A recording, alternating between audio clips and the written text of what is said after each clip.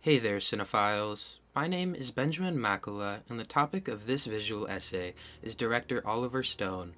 Stone became famous in the late 1980s and early 1990s for a series of politically controversial films about the Vietnam War and the assassination of JFK. I watched three of his most notable films. These films are Platoon, Born on the 4th of July, and JFK. Through subjective experience, disorienting editing, and blending of real and fabricated footage, Oliver Stone urges his viewers to question both the institutional and emotional truth of historical events.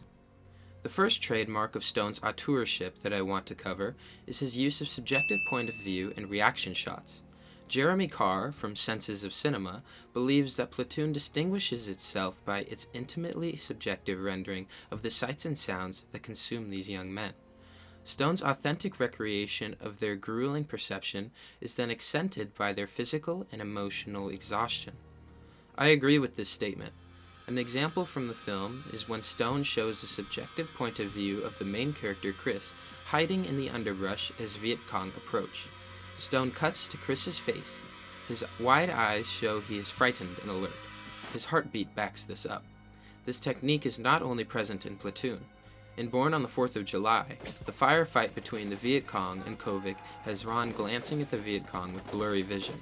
We are also given the point of view of the Viet Cong shooting at US soldiers. And finally, Ron gets shot and the world falls out of focus.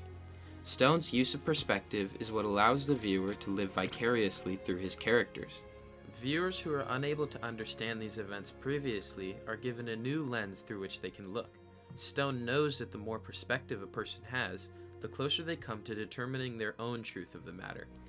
The second of Stone's trademarks is his disorienting editing.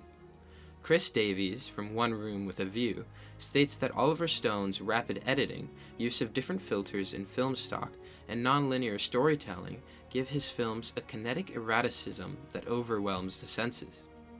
This is to say that the viewer does not know what direction the film is taking.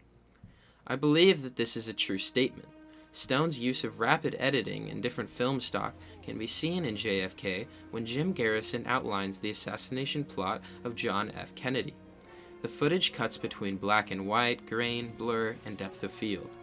It has parallel editing between the crowd celebrating the motorcade and the conspirators carrying out the assassination. Stone disorients the viewer in order to build suspense into what they know is approaching. He is keeping the audience alert, which allows them to take in more of the details. Stone consistently uses disorienting editing to immerse the viewer in this experience, making his portrayals of historical events feel more real. The third trademark is his mix of real and fake footage. In JFK, the only real footage used were a few newsreels in the Zapruder film. However, Stone is able to weave together a narrative by splicing real footage with recreated and fictional events filmed with cameras from that era. One critic from the U.S. News and World Report states that by ignoring uncongenial information, elevating rumor to fact, mixing real and fake footage, Stone would have us believe that Lee Harvey Oswald was an innocent patsy and that the assassination was a coup d'etat involving the mafia, Cuban exiles, the military-industrial complex, the intelligence agencies, and Lyndon Johnson as an accessory after the fact. Having seen the movie, I disagree with this statement. This was an interpretation of events, not reality. He did not expect anyone to take his fictional account of events as truth. Stone mixed media formats to immerse the viewer in the proposed assassination plot, blurring the lines between truth and fiction so that his audience would be open-minded enough to question the government's involvement.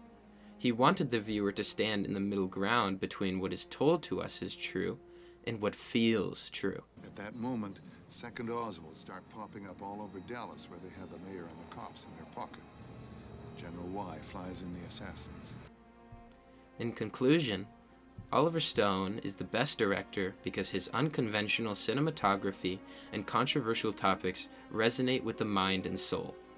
This is accomplished through the subjective point of view of a soldier grappling with the psychological trauma of war, or the intimately close recreation of an assassination plot. Stone forces the viewer to question what they know about the world and what they stand to learn.